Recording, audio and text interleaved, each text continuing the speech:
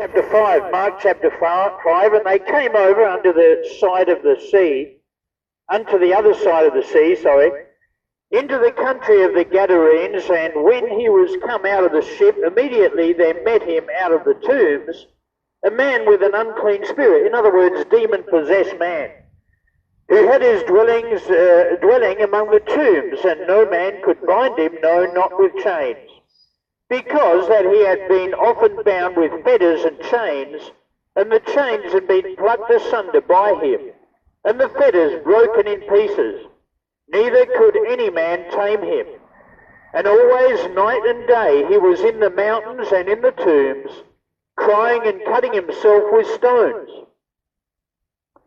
And when he saw Jesus afar off, he ran and worshipped him, and cried with a loud voice, and said, What have I to do with thee, Jesus, thou Son of the Most High, thou Son of the Most High God? I adjure thee by God, that thou torment me not. For he said unto him, Come out of the man, thou unclean spirit.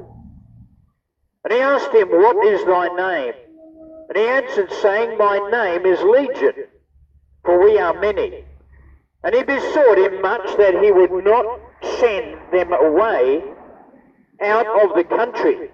Now there was there nigh or near unto the mountains a great herd of swine or pigs feeding. And all the demons besought him, saying, Send us into the swine, that we may enter into them. And forthwith Jesus gave them leave. And the unclean spirits went out and entered into the swine. And the herd ran violently down a steep place into the sea.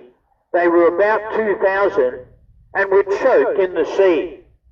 And they that fed the swine fled, and told it in the city and in the country. And they went out to see what it was that was done. And they come to Jesus, and see him that was possessed with the demon, and had the legion sitting and clothed and in his right mind. And they were afraid, and they that saw it told them how it befell to him that was possessed with the demon, and also concerning the swine. And they began to pray him to depart out of their coasts. And when he was come into the ship, he that had been possessed with the demon prayed him that he might be with him. Howbeit Jesus suffered him not, or permitted him not, but saith unto him, Go home to thy friends, and tell them how great things the Lord hath done for thee, and hath had compassion on thee. And he departed, and began to publish in Decapolis how great things Jesus had done for him, and all men did marvel. And when Jesus was passed over again by ship unto the other side, much people gathered unto him. And he was nigh or near unto the sea, and behold, there cometh one of the rulers of the synagogue, Jairus by name. And when he saw him, he fell at his feet, and besought him greatly, saying, My little daughter lieth at the point of death. I pray thee, come and lay thy hands on her, that she may be healed, and she shall live. And Jesus went with him, and much people followed him and thronged him. And a certain woman which had an issue of blood 12 years, and had suffered many things of many physicians, in other words, doctors, this was a woman that was hemorrhaging. She wouldn't stop bleeding, and had spent all that she had, and was nothing bettered, but rather grew worse, when she had heard of Jesus, came in the press behind. In other words, she came in the crowd behind, and touched his garment. For she said, If I may touch but his clothes, I shall be whole. And straightway the fountain of her blood was dried up, and she felt in her body that she was healed of that plague. And Jesus, immediately knowing in himself that virtue or power had gone out of him, turned him about in the press, or in the crowd, and said, Who touched my clothes? And his disciples said unto him, Thou seest the multitude thronging thee, and sayest thou, Who touched me? And he looked round about to see her that had done this thing. But the woman, fearing and trembling, knowing what was done in her, came and fell down before him and told him all the truth. And he said unto her, Daughter, thy faith hath made thee whole. Go in peace, and be whole of thy plague. While he yet spake, there came from the ruler of the synagogue's house certain which said, Thy daughter is dead. Why troublest thou the master any further? As soon as Jesus heard the word that was spoken, he saith unto the ruler of the synagogue, Be not afraid, only believe. And he suffered or permitted no man to follow him, save or except Peter and James and John, the brother of James. And he cometh to the house of the ruler of the synagogue, and seeth the tumult, and them that wept and wailed greatly. And when he was come in, he saith unto them, Why make ye this ado, and weep? The damsel is not dead, but sleepeth. And they laughed him to scorn. But when he had put them all out, he taketh the father and the mother of the damsel, and them that were with him, and entereth in where the damsel was lying. And he took the damsel by the hand, and said unto her, Talitha cumi, which is being interpreted, Damsel, I say unto thee, arise. And straightway the damsel arose and walked, for she was of the age of 12 years. And they were astonished with a great astonishment. And he charged them straitly that no man should know it, and commanded that something should be given her to eat. Mark chapter 6.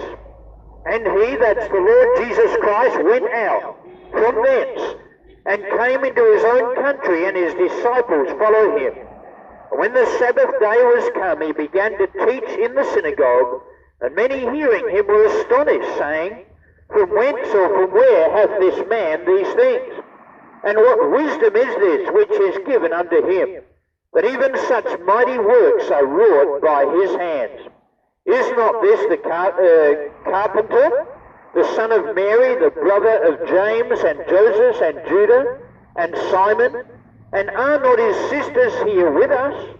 And they were offended at him.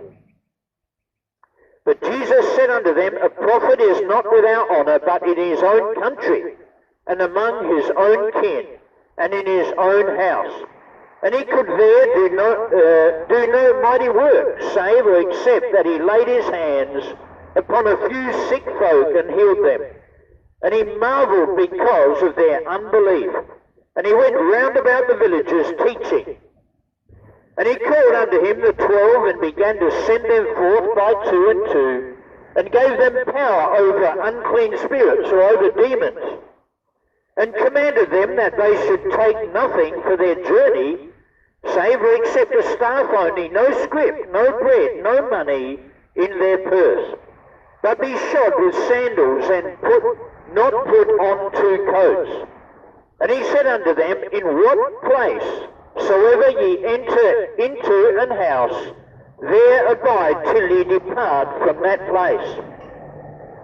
And whosoever shall not receive you, nor hear you, when ye depart, then shake off the dust under your feet for a testimony against them. Verily or truly I say unto you, it shall be more tolerable for Sodom and Gomorrah in the day of judgment than for that city. And Sodom and Gomorrah were judged because of their sodomite behavior, their sodomy before the Lord. And this is what we see rife in this world today, sodomy. It's still a sin, it's always been a sin, and it always will be a sin. Same as fornication, adultery, and all these things. There's sin in the sight of God, but he's saying here, it's going to be more tolerable for Sodom and Gomorrah than for those cities that had heard the gospel of our Lord Jesus Christ preached. And they went out and preached that men should repent. And what does that mean? It means a change of mind. It means we come to God and agree with him. Yes, I realise that I am a sinner. But thy Son has died for me upon the cross. Then what you need to do is simply believe on the Lord Jesus Christ, and thou shalt be saved. Your soul can be saved right where you are this afternoon. You can get right with God. You can have forgiveness for your sins. through faith in the Lord Jesus Christ. His precious blood was shed upon the cross, in whom we have redemption, through his blood even, the forgiveness of sins. And they cast out many demons and anointed with oil many that were sick, and healed them. And King Herod heard of him, for his name was spread abroad, and he said that John the Baptist was risen from the dead, and therefore mighty works do show forth themselves in him. Others said that it is Elias, and others said that it is a prophet, or as one of the prophets. But when Herod heard thereof, he said, It is John, whom I beheaded. Herod had chopped the head of John the Baptist off. Why? Because he told him he shouldn't be committing adultery. He had his brother's wife, which is not lawful for him to have in the sight of God. He was committing adultery, the same as many people in this world are committing adultery right this very minute. And for Herod himself had sent forth and laid hold upon John, and bound him in prison for Herodias' sake, his brother Philip's wife, for he had married her. As I've just explained, he was unlawfully married to a woman, and therefore committing adultery in the sight of God. For John had said unto Herod, It is not lawful for thee to have thy brother's wife.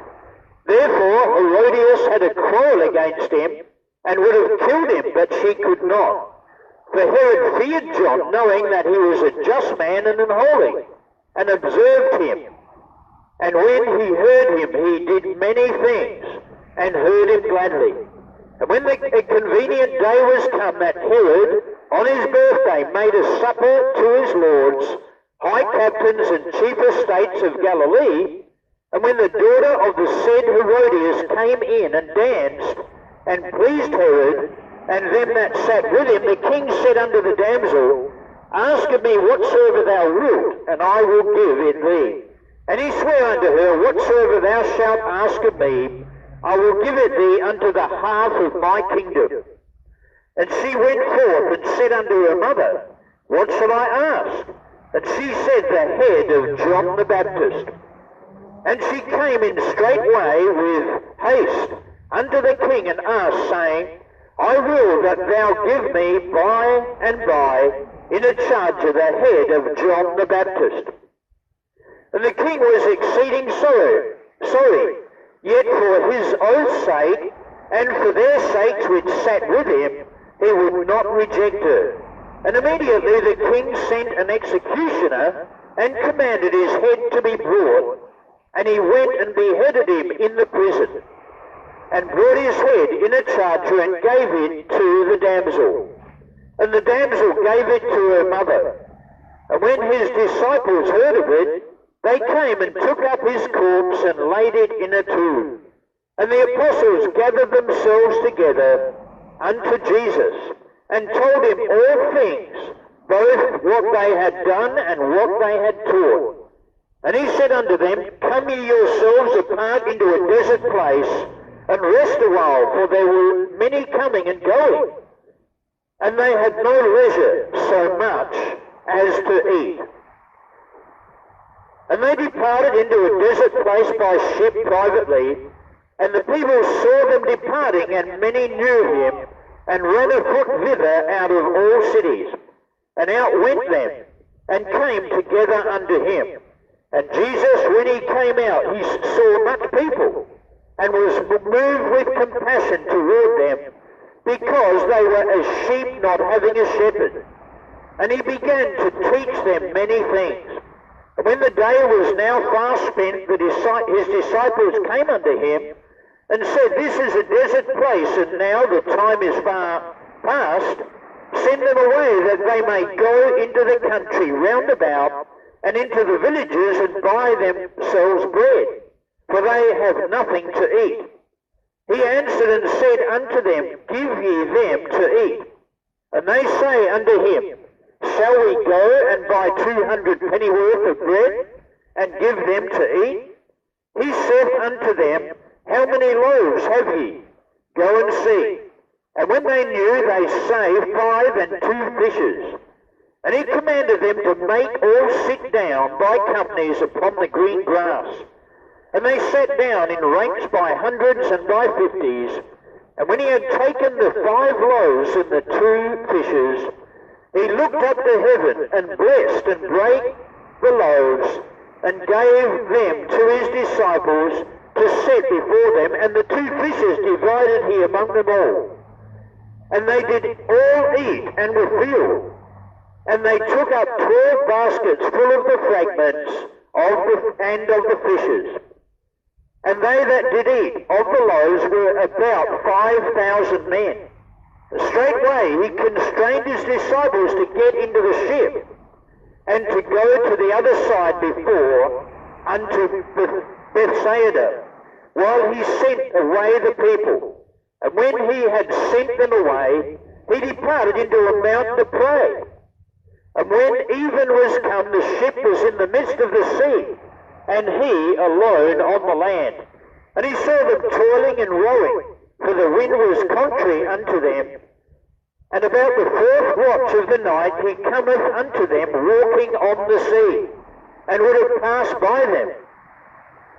But when they saw him walking upon the sea, they supposed that it had been a spirit, and cried out, for they all saw him, and were troubled. And immediately he talked with them, and saith unto them, Be of good cheer, it is I, be not afraid. And he went up unto them into the ship, and the wind ceased. And they were sore amazed in themselves beyond measure, and wondered. For they considered not the miracle of the loaves, for their heart was hardened. And when they had passed over, they came into the land of Gennesaret, and drew to the shore. And when they were come out of the ship, straightway they knew him, and ran through that whole region round about, and began to carry about in beds those that were sick, where they heard he was. And whithersoever he entered into villages or cities or country, they laid the sick in the streets, and besought him that they might touch, if it were but the border of his garment. And as many as touched him were made whole. You need to come and be touched by the Lord Jesus Christ, as it were. In fact, you need to reach out with a hand of faith and touch the Lord Jesus Christ yourself by faith. For whosoever shall call upon the name of the Lord shall be saved. And that's my prayer for you this afternoon. That's my desire, that you would come to know Jesus Christ as your Saviour. Moving on now to Mark chapter 7. Mark chapter 7, Then came together unto him the Pharisees and certain of the scribes, which came from Jerusalem. And when they saw some of his disciples eat bread with defiled, that is to say, with unwashen hands, they found fault. For the Pharisees and all the Jews, except they wash their hands oft or often, eat not, holding the tradition of the elders. And when they come from the market, except they wash, they eat not. And many other things there be which they have received to hold, as the washing of cups and pots, brazen vessels, and of tables. Then the Pharisees and scribes asked him, Why walk not thy disciples according to the tradition of the elders, but eat bread with unwashen hands? He answered and said unto them, Well hath Isaiah prophesied of you hypocrites, as it is written, This people honoureth me with their lips, but their heart is far from me. Howbeit in vain do they worship me, teaching for doctrines the commandments of men. For laying aside the commandment of God, that ye hold the tradition of men, as the washing of pots and cups, and many other such like things ye do. And he said unto them, Full well ye reject the commandment of God, that ye may keep your own tradition. For Moses said, Honour thy father and thy mother, and whoso curseth father or mother, let him die the death. But ye say, If a man say to his father or mother, It is corban, that is to say, a gift, by whatsoever thou mightest be profited by me, he shall be free. And ye suffer or permit him no more to do aught for his father or his mother, making the word of God of none effect through your tradition, which ye have delivered, and many such like things ye do, or do ye. And when he had called all the people unto him, he said unto them, Hearken unto me, every one of you, and understand. There is nothing from without a man that entering in or into him can defile him, but the things which come out of him, those are they that defile the man. If any man have ears to hear, let him hear. And when he was entered into the house from the people, his disciples asked him concerning the parable. And he said unto them, Are ye so without understanding also? Do ye not perceive that whatsoever thing from without entereth into the man, it cannot defile him? Because it entereth not into his heart, but into the belly, and goeth out into the draught, purging all meats. And he said, That which cometh out of the man, that defileth the man. For from within, out of the heart of men, proceed evil thoughts, adulteries, fornications, murders, thefts, covetousness, wickedness, deceit, lasciviousness, an evil eye, blasphemy, pride, foolishness. All these evil things come from within, and defile the man. And from thence he arose and went into the borders of Tyre and Sidon, and entered into an house, and would have no man know it, but he could not be hid. For a certain woman, whose young daughter had an unclean spirit or demon possessed, heard of him, and came and fell at his feet. The woman was a Greek, a Syrophoenician by nation, and she besought him that he would cast forth the demon out of her daughter. But Jesus said unto her, Let the children first be filled, for it is not meet, or not right, for to take the children's bread and to cast it unto dogs. And she answered and said unto him, Yes, Lord, yet the dogs under the table eat of the children's crumbs. And he said unto her, For this saying, Go thy way, the demon is gone out of thy daughter. And when she was come to her house, she found the demon gone out, and her daughter laid upon the bed. And again, departing from the coast of Tyre and Sidon, he came unto the Sea of Galilee through the midst of the coasts of Decapolis. And they bring unto him one that was deaf, and had an impediment in his speech. And they beseech him to put his hand upon him. And he took him aside from the multitude, and put his fingers into his ears, and he spit and touched his tongue. And looking up to heaven, he sighed and saith unto him, Epaphra, that is, be opened. And straightway his ears were opened, and the string of his tongue was loosed, and he spake plain.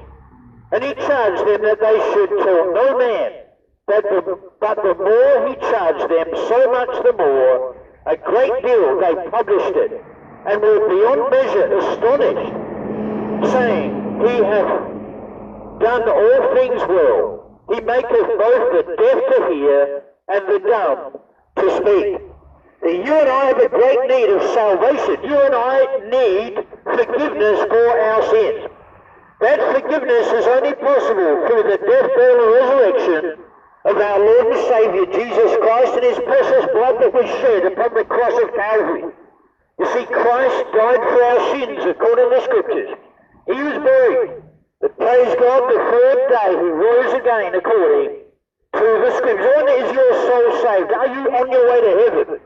It's either heaven or hell. What will it be for you? It's determined by what you do with our Lord and Savior, Jesus Christ. Yes, you must come in repentance toward God. That is, a change of mind. Simply agree with God that you are a sinner. And then put your faith in our Lord and Savior, Jesus Christ. For whosoever shall call upon the name of the Lord shall be saved. In whom we have redemption, through his blood, even the forgiveness of sins. What will it be for you? Heaven or hell? Faith in Christ or not faith in Christ? It's up to you. You can receive Christ or you can reject him. God will not twist anyone's arm. But you must understand, if you die without Christ, you'll be in hell.